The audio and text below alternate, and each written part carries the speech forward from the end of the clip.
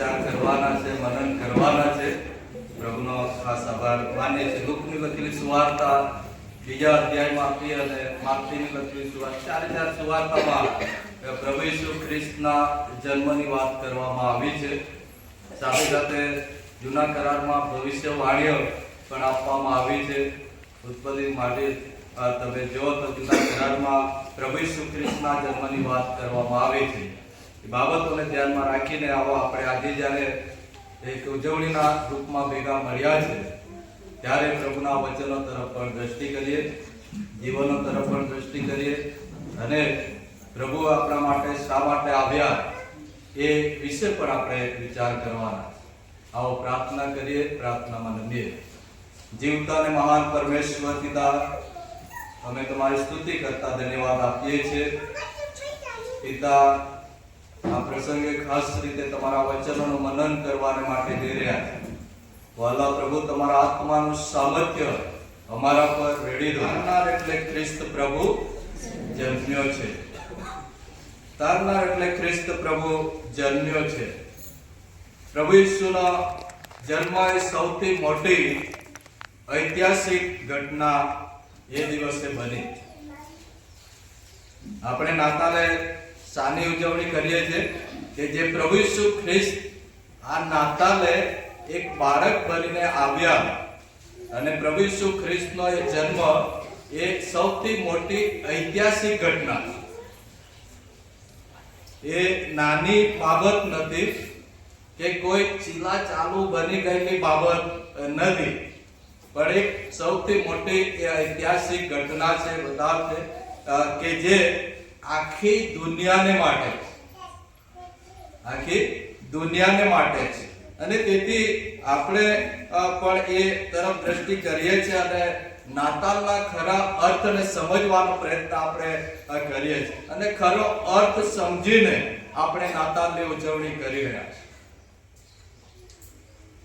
નાતાલનો જો સાચો અર્થ જો આપણે જાણવો છે, નાતાલ શું છે અને એનો ખરેખરો અર્થ આપણે જો જાણવો છે તો યોહાન 3:16 કલમ આપણે એ મોડે જ કરી દેવી પડે અને બધાને મોડે જ છે. બોલી દે. કેમ કે દેવે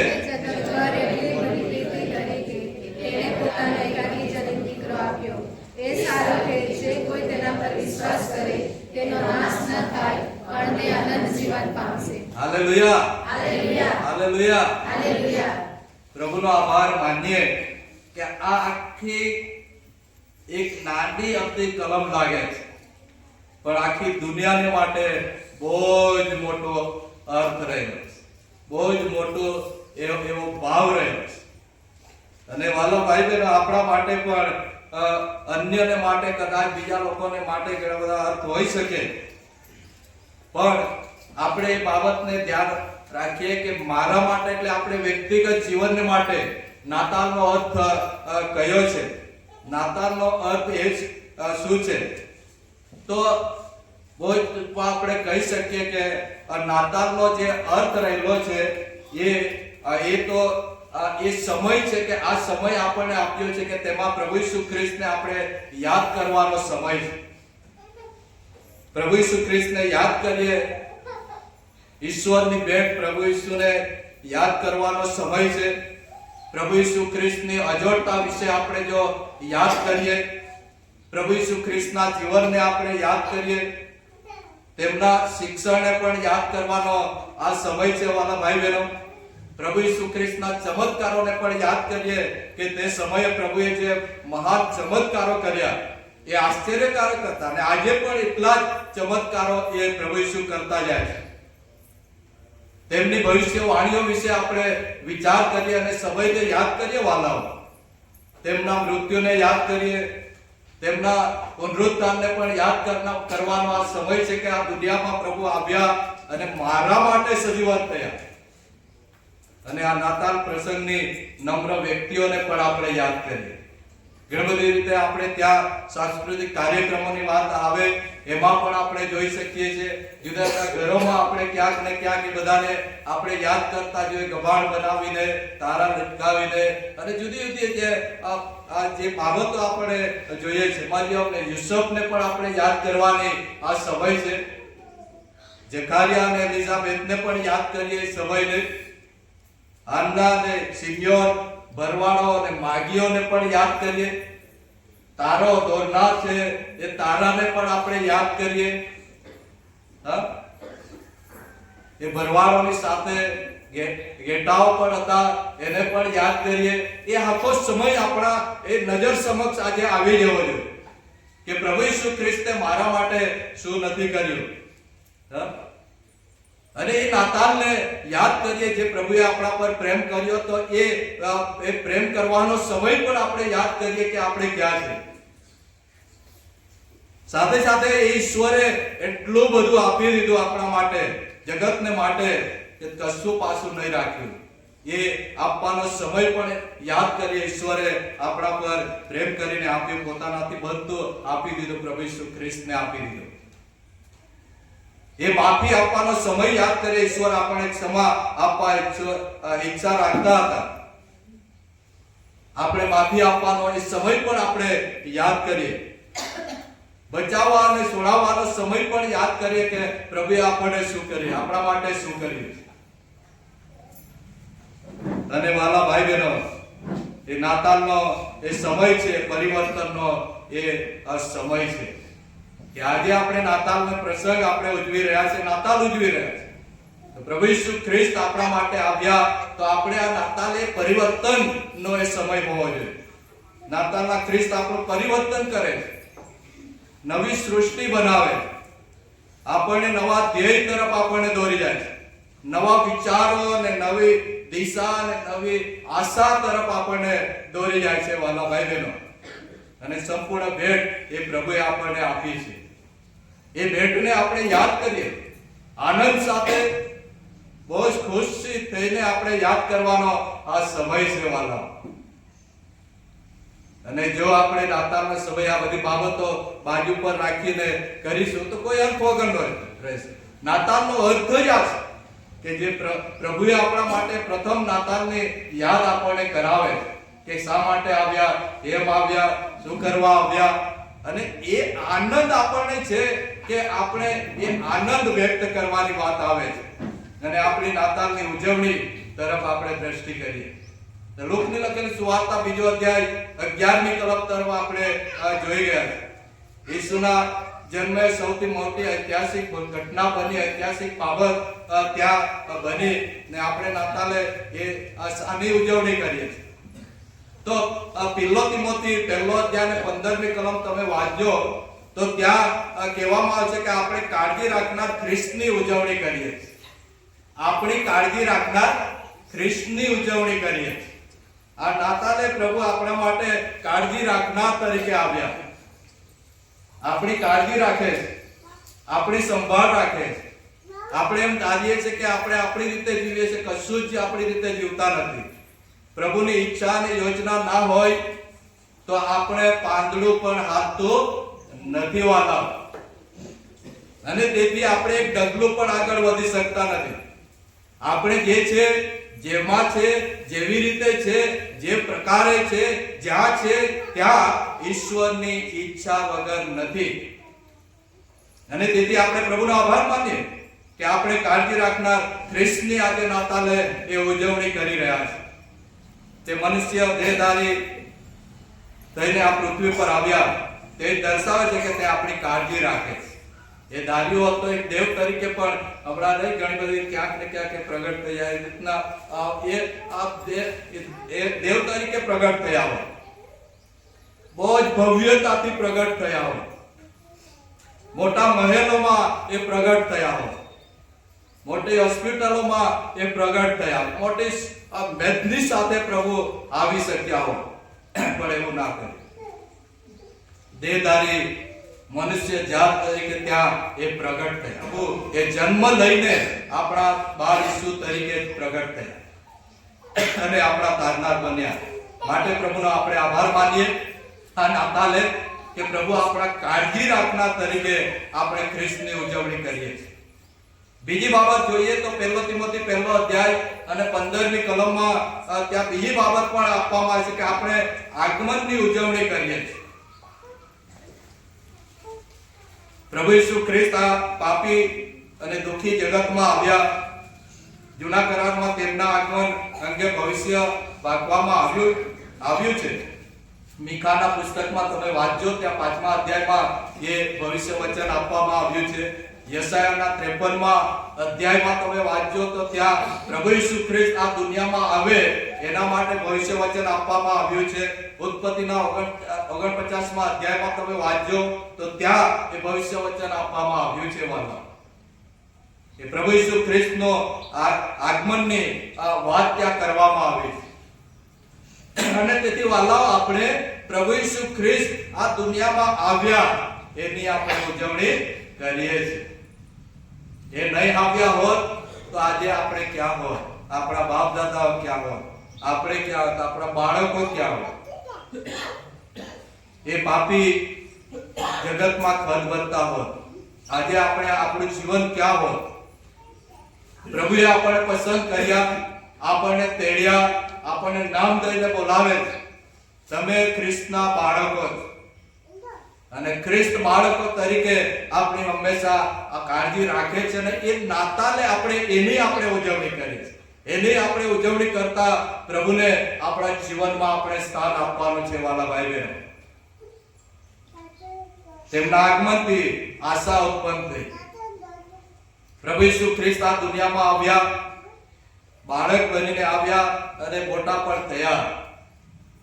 પણ આપણે આગળ જોઈએ છે ઈસ્ટરની ઉજવણીમાં આપણે જોઈએ છે કે જગતે પ્રભુ ઈસુ ખ્રિસ્તે પણ પાપ નહોતું કર્યું, કઈ જ ગુનો નહોતો કર્યો, છતાં પણ પ્રભુને એ ગુનેગાર ધરાવીને વધસ્તંભ પર જડાવી દીધા, મારી નાખવામાં આવ્યા. પરંતુ પ્રભુની ઈચ્છા અને યોજના કંઈક અલગ હોય છે અને એ મરવા પાછળ પણ એક કારણ આપણને દર્શાવ્યું છે. એ મર્યા, દટાયા અને પાછા સજીવન થયા. હાલેલુયા! એવા આપણા મહાન પ્રભુ છે. વાલા ભાઈ બહેનો, એ જીવતા પ્રભુનું આપણે ભજન કરી રહ્યા છીએ. એ જીવતા પ્રભુના આપણે બાળકો છીએ અને આપણા જીવનમાં એ પ્રભુ એ આપણું સ્થાન લે, બહુ અગત્યની બાબત બનવી જોઈએ. આ નાતાલે એવી રીતે આપણે આપણા જીવનમાં સ્થાન આપીએ પ્રભુને કે આપણું જીવન એ પરિવર્તન પામે.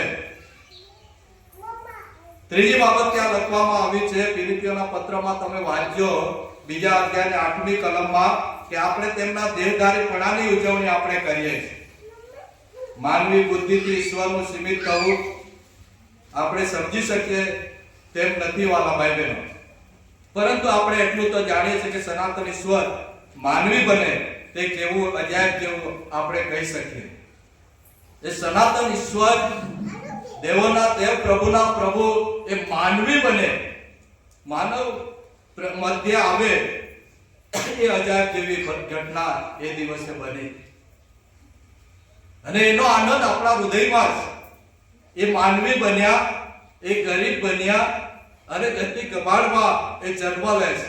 તે સમયે આપણે જોઈએ તો એટલી કરુણતા હતી કે દેવોના દેવ, પ્રભુઓના પ્રભુના, જગત કરતા ઈશ્વરના પુત્રને જગ્યા નહોતી આ પૃથ્વી પર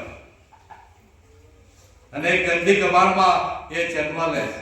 લોક 2 અધ્યાય 7મી કલમમાં આપણે વાંચીએ છીએ કે તેઓને માટે કઈ જગ્યા નહોતી. કે સેવાના કઈ જગ્યા નહોતી. કેટલી કરુણતા હશે તે સમયે. દેવોના દેવ, પ્રભુના પ્રભુને માટે પૃથ્વી પર જગ્યા નહોતી અવતરવા માટે. તો વિચાર કરીએ પ્રભુએ કેટલું બધું સહન કરતા આપણા માટે એ બાળક બનીને આવ્યા, ક્યાં જન્મ્યા, શું કર્યું અને ત્યાર પછી બી એ જન્મ્યા પછીની બી પણ મુશ્કેલીઓ એ વધતી જાય. હેરોદ રાજા ગભરાય છે કે ભાઈ મારા જેવો રાજા જન્મ્યો છે. એ વાત જ્યારે માગ્યો આપી ત્યારે એને ચેન નહીં પડી કે ભાઈ મારા જેવો પાછો કોણ રાજા છે. આટલો બધાને બોલાય કે ભાઈ લખેલું છે ના એક તારનાર ખ્રિસ્ત પ્રભુ જન્મશે. એટલે એને કોણ હશે, ક્યાં હશે, શું હશે એના કરતા ચાલો 2 વર્ષના બાળકો, 2 વર્ષ સુધીના બાળકોને મારી નાખ્યા, ઓર્ડર કરી દો, ઘણા બધા કતલ કરી નાખ્યા. પણ પ્રભુએ દર્શન યુસુફ ને મરિયમને આપ્યો ને ત્યાંથી ખસી દઈને બીજા માર્ગે જતા રહેવાનું કહે. વાલા ભાઈ બહેનો, આપણા જીવતા ઈશ્વરનું ભજન આપણે જ્યારે કરી રહ્યા છે ત્યારે આપણે તેમના દેહધારીપણાની ઉજવણી આ નાતાલે આપણે કરી રહ્યા છીએ. યર્મિયાના પુસ્તકમાં તમે વાંચો તો 8મો અધ્યાય 22મી કલમમાં ત્યાં કહે છે કે આપણે સાજાપણાની ઉજવણી કરીએ છીએ. ગિલિયાદનો બામ, સૈકાવના પાપનો અસાધ્ય રોગ ઈસુએ દૂર કર્યો. કાલ્વરી પરના સંપૂર્ણ બલિદાન દ્વારા આપણને પાપમાંથી સાજાપણું પણ આપ્યું છે. આજે પણ સાજાપણાના ચમત્કારો આપણે જોઈ શકીએ. ઈસુના નામમાં એ સામર્થ્ય છે વાલા ભાઈ બહેનો. જે ઈસુના જન્મની વાત કરીએ છીએ, ઈસુને આપણે ઓળખવાની જરૂર છે. એ ઈસુના નામમાં એ સાજાપણું છે. એ ઈસુના નામમાં ઉદ્ધાર છે. એ ઈસુના નામમાં આપણો તારણ થાય છે. એ ઈસુના નામમાં એ ચમત્કારો થાય છે. અને એ ઈસુનો આપણે ભજન કરી રહ્યા છે વાલા ભાઈ બહેનો. અને આપણે આનંદ વ્યક્ત કરી રહ્યા છે. જો ઈસુને એ ઈસુમાં એ ઈસુ કોણ છે અને નાતાલનો અર્થ શું છે એ આપણે જો નહીં સમજીએ તો આપણે આ અર્થ અને આ ઉજવણી આપણે સમજી શકવાના નથી વાલા ભાઈ બહેનો. અને માટે આપણે હંમેશા યાદ રાખીએ કે જ્યારે આપણે ઉજવણી કરીએ, જ્યારે પ્રભુની પાસે આવીએ તો એ ઓળખ આપણે પ્રાપ્ત કરવાની જરૂર છે વાલા ભાઈ બહેનો. ઘણા બધા એવા અસાધ્ય રોગો એ પ્રભુ એ દૂર કરે છે, આજે પણ દૂર કરે છે. જેટલા પણ વિશ્વાસ કરે છે, વિશ્વાસ સહિત પ્રભુની પાસે આવે છે, પ્રભુની પાસે જાય છે, પ્રભુ એ અસાધ્ય રોગો એ મટાડે છે. ઈસુના નામમાં એ સામર્થ્ય રહેલું છે વાલા ભાઈ બહેનો. ઈસુના નામમાં એ પરાક્રમ રહેલું છે.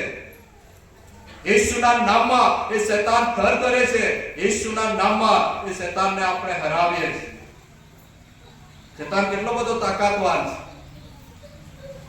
શૈતાન એટલો જ તાકાતવાન છે કે આપણા જીવનને છીનભીન કરવા માટે એ પ્રયત્ન કરે છે.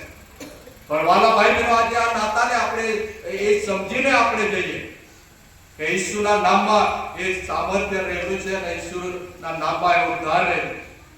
અને ઈસુને આપણે ભજનારા લોકો છે. ઈસુને આપણા જીવનમાં સ્થાન આપનારા લોકો છે.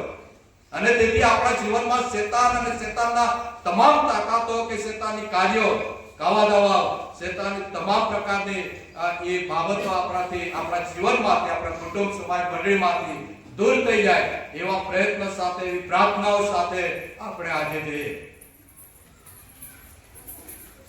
સંપૂર્ણ બલિદાન એ કાલ્વરી પર આપી દીધું વાલા ભાઈ બહેનો.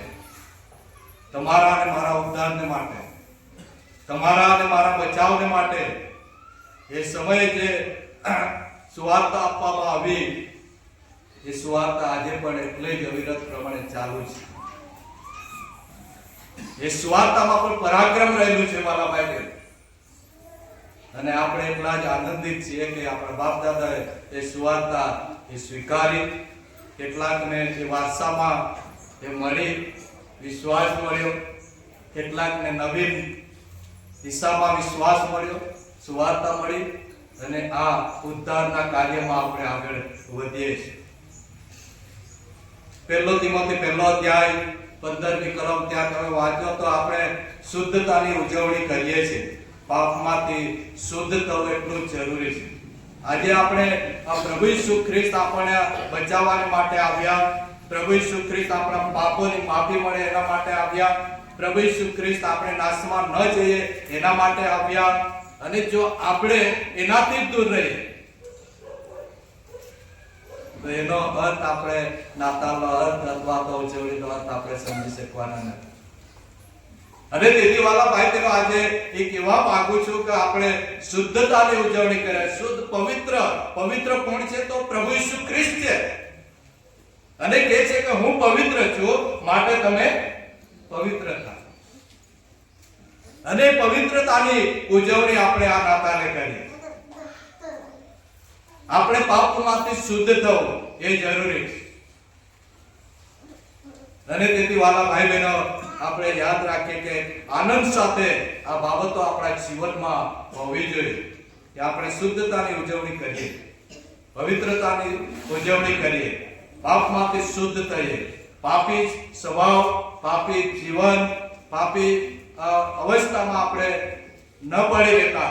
પ્રભુ ઈસુ ખ્રિસ્ત આજે નાતાલે એ કહેવા માંગે છે કે તમે પવિત્ર થાઓ અને પવિત્રતાથી તમે જીવન જીવો, પાપમાંથી શુદ્ધ થાઓ અને શુદ્ધતા વાળું જીવન તમે જીવો. એ જ આજે પ્રભુ ઈસુ ખ્રિસ્ત તમારી ને મારી પાસે માંગે છે. અને તેથી વાલા ભાઈ બહેનો, એ તે સમયના બધા જ મેં કીધું એમને યાદ કરીએ. આ યાદ કરવાનો એને એ સમય છે, આનંદનો એ સમય છે, ઉજવણીનો આ સમય છે. એની સાથે સાથે આપણા જીવનને માટે સૌથી પહેલા આપણા જીવન તરફ આપણે દ્રષ્ટિ કરવાની. એ ઉજવણી કે બધામાં આપણે આપણા જીવનને દૂર રાખીએ એ નાતાલનો અર્થ નથી. એ બધામાં જ આપણા આ જીવનને એ પાપમાં જ આપણે ગરકાવ થઈ જઈએ, પાપમાં જ અશુદ્ધતામાં આપણે જીવન જીવીએ, એનો અર્થ એ નાતાલમાં નથી વાલા ભાઈ બહેન. અને તેથી આપણે યાદ રાખીએ કે આપણે નાતાલના એ અર્થ સમજે અને આપણે નાતાલની ઉજવણીમાં પ્રભુ ચોક્કસ આપણા એ કેન્દ્ર સ્થાને હોય, કેન્દ્ર સ્થાને હોય, આપણા જીવનમાં હોય, કુટુંબમાં, સમાજ, મંડળી, આખા વિશ્વમાં પ્રભુ તેનું રાજ્ય આજે કરી રહે. આપણા જીવનમાં પ્રભુને સ્થાન આપ્યું ચોક્કસ. પ્રભુ આ નાતાલે તમને મને એ આનંદ આપશે. ઈશ્વરનો સમય સંપૂર્ણ છે વાલા ભાઈ બહેનો. જો તમે બીજો અધ્યાય અને 3 થી 8 કલમ તમે વાંચો તો ત્યાં ઈશ્વરના શત્રુઓ પણ કેટલા સજાગ છે. 9મો અધ્યાય થી 14મી કલમ તમે વાંચો તો ઈશ્વરના સેવકો એ વિશ્વાસુ છે. 15 થી 23 કલમ વાંચો બીજા અધ્યાયની તો ઈશ્વરનું રક્ષણ એ સામર્થ્યવાન છે. અને એ પ્રભુ આજે તમને મને આપવા માંગે છે. તો વાલા ભાઈ બહેનો, આ નાતાલે ખરા અર્થમાં મારા જીવનને પરિવર્તન તરફ લઈ જવા માંગુ. ખરા અર્થમાં પ્રભુ ઈસુ ખ્રિસ્તને એ સ્થાન આપવા માંગુ છું. નાતાલનો જો આપણે ઉજવણી જ કરી રહ્યા છે, નાતાલ આપણી પાસે છે, આ જે સમય છે ત્યારે આપણા જીવન તરફ દ્રષ્ટિ કરીએ કે ખરેખર મેં મારા જીવનમાં પ્રભુ ઈસુ ખ્રિસ્તને સ્થાન આપ્યું છે. મેં મારા જીવનમાં નાતાલે પ્રભુને ક્યાં સ્થાન આપ્યું છે, કયા અર્થમાં મેં સ્થાન આપ્યું છે, કઈ બાબતોમાં મેં સ્થાન આપ્યું છે. અને એ બાબતો આપણે વિચાર કરવાની જરૂર છે વાલા ભાઈ બહેનો. અને વિચાર કરીશું અને એ તરફ દ્રષ્ટિ કરીશું અને ખરા અર્થમાં એ નાતાલનો અર્થ આપણે સમજીને ઉજવીએ. પ્રભુ ચોક્કસ તમને મને એ આશીર્વાદ આપશે. પ્રભુ આ વચન સમજવા તમને મને કૃપા આપે. આવો આપણે પ્રાર્થના કરીએ. પ્રાર્થનામાં રતિલાલભાઈ આપણને ટૂંકી પ્રાર્થનામાં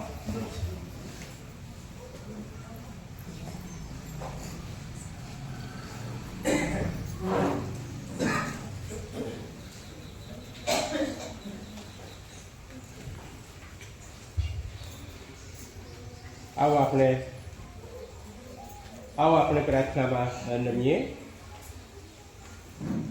જગતના મહાન તારનાર પ્રભુ, અમે તમારો આભાર માનીએ છીએ, તમારી આરાધના કરીએ છીએ કે પ્રભુ તમે આ પૃથ્વી ઉપર મનુષ્ય બનીને પાપીઓને તારવાને માટે તમે આવ્યા.